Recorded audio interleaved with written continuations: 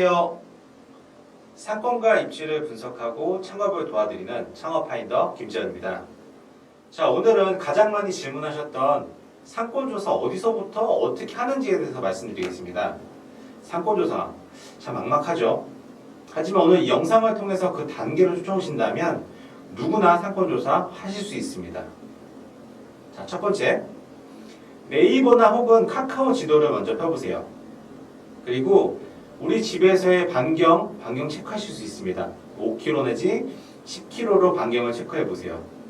왜냐면 저는 통상적으로 출퇴근할 수 있는 거리를 5km 정도로 보는데, 이게 점포를 운영하시다 보면은 주말에도 가시는 경우가 허다하고 또 야간에 늦게 끝나는 경우가 많습니다. 그래서 일단 내가 출퇴근해서 지치지 않는 거리를 형성하는 게 먼저 중요하고, 그 반경 내에 상권이 얼마나 있는지 찾아봐야 됩니다.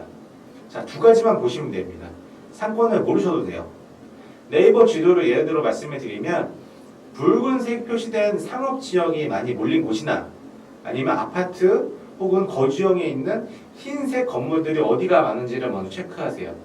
그러면 두 가지가 리스트가 되겠죠. 하나는 아파트가 많거나 거주형 상권, 또 하나는 붉은색 상업지역이 많은 상권. 자, 두 번째, 크게 구분된 두 가지 지형에서 어떤 업종이 다수이고 어떤 업종이 호수인지 한번 파악해 보세요. 어떻게 파악하느냐? 전 세 가지를 씁니다. 네이버 지도, 나이스 비즈맵, 상권 정보 시스템. 그 중에서 나이스 비즈맵이 좀 더 보기 편하게 나와 있는데요. 나이스 비즈맵은 나이스 신용평가라고 여러분 아시죠? 뭐 인터넷 결제하거나 아니면 실제 카드기를 결제할 때 나이스 신용평가 정보를 모의서로 두고 있는 사이트입니다. 그래서 조금 더 결제 부분이나 업종면에서 정확할 수밖에 없겠죠. 나이스 비즈맵에 들어가시면 지역별로, 업종별로 어떤 업종이 다수이고 소수인지 확인해 보실 수 있습니다. 네이버 지도 리뷰를 통해서 각 업종별로, 각 브랜드별로 어떤 리뷰가 달리는지, 어떤 업체에서 광고를 써서 상해에서 노출하고 있는지, 또 그리고 어떤 매장들이 배달이 많은지, 배달민족이나 쿠팡 이슈를 통해 확인해 보실 수 있겠죠. 이러한 부분들을 확인해 보시는 겁니다. 자, 세 번째, 나이스 비즈맵을 통해서 유동을 확인해 보실 겁니다. 나이스 비즈맵의 유동인구에 들어가시면 1에서 5등급까지 그 유동에 대한 흐름이 나와 있습니다. 한번 들어가서 보시면 이렇게 지도상에 가장 많은 유동이 어디로 흐르는지, 가장 적은 유동은 몇 번인지 1에서 5번까지 나와 있고요. 1로 시작해서 가다가 2번이 되고 5번이 되는 경우도 있습니다. 자, 네 번째, 자, 드디어 현장 조사의 시기 왔습니다. 자, 그럼 언제, 어느 시간대에 방문해야 될까요?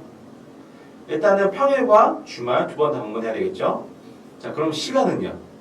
평일 같은 경우에는 10시부터 12시, 그리고 12시부터 2시, 그리고 5시부터 7시. 왜 이 시간대일까요? 간단합니다. 피크 시간대예요. 출퇴근 시간, 혹은 점심시간, 혹은 아파트 단지나 거주형 상권이라면 아이들을 바래다 준 그 시간들, 이 시간의 실제 유동과 그 연령대들이 어떻게 되는지 눈으로 확인해 보셔야 됩니다. 그래서 앞서서 나이스 비즈맵을 통해서 유동의 흐름을 파악했죠. 그것과 정말 동일하는지, 아니면 그 시간대가 특정 시간이 있는지를 확인해 보셔야 됩니다. 자, 그 다음에는 부동산을 알아보셔야 되겠죠. 그래서 현장에 나가시기 전에 네이버 부동산이나 아니면 부동산 서브라는 홈페이지를 통해서 매물을 확인해 보셔야 돼요. 물론 정확하지 않습니다. 정확하지 않은 경우가 많고요. 이 각각의 부동산의 진입이 무기이기 때문에 매물 정보가 그렇습니다. 그래서 그 정보만 확인해 보십니다. 권리금이 얼마나 형성이 되어 있는지, 보증금이 얼마 정도인지, 또 그리고 평수에 따라서 임대료가 얼마나 되는지, 그리고 어떤 매장들이 주로 나와 있는지, 이 정도만 먼저 확인해 보시고 현장에서 부동산을 직접 방문해 보셔야 돼요. 절대 부동산 방문해 보시는 거를 두려워하지 마세요. 발품을 팔고 인프라가 많아야지 좋은 정보를 얻습니다. 그리고 절대 현장에서 알 수 있는 정보는 뭐냐면, 공실로 된 정보는 누구나 알 수 있지만 계약이 곧 종료될 매물들, 그래서 내가 들어갈 수 있는 매물들에 대해서는 현장을 통해서 아실 수 있습니다. 그래서 반드시 현장 조사를 통해서 원하는 매물을 얻으시길 추천드리고 싶습니다. 자, 상권조사 이렇게 하다 보면 할 게 많죠. 유동도 봐야 되고, 그리고 어떤 점포가 나와 있는지 봐야 되고, 어떤 점포에 사람이 많은지도 봐야 되고, 굉장히 할 게 많습니다. 그래서 이러한 시스템을 평일, 주말, 그리고 요일도 월요일부터 금요일까지 평일에 있어서 이 특성도 다 다릅니다. 그래서 가급적이면은 일주일 정도는 계속 가보셔서 확인해 보시고 실제로 피크 시간대는 그 피크에 사람들이 모이는 곳 건너편 카페에 가셔서 실제로 사람 한번 해보세요. 실제 시간당 유동이 얼마나 되는지. 통상적으로 선릉 같은 경우가 유동이 한 1000명 정도 되고요. 이 1000명 유동이 A급으로 보고 판단 한번 해보세요. 그래서 1000명이 A급, 그리고 B급은 700명, 그리고 500명은 C급 이렇게 판단해 보시면서 그 동선이 실제로 내가 목표로 하고 있는 점포에 흐르는지도 검토해 보시기 바랍니다. 자, 오늘 이 상권조사를 어떻게 하는지에 대해서 말씀을 드렸는데 정말 이 단계에 의해서만 조사를 하시면 됩니다.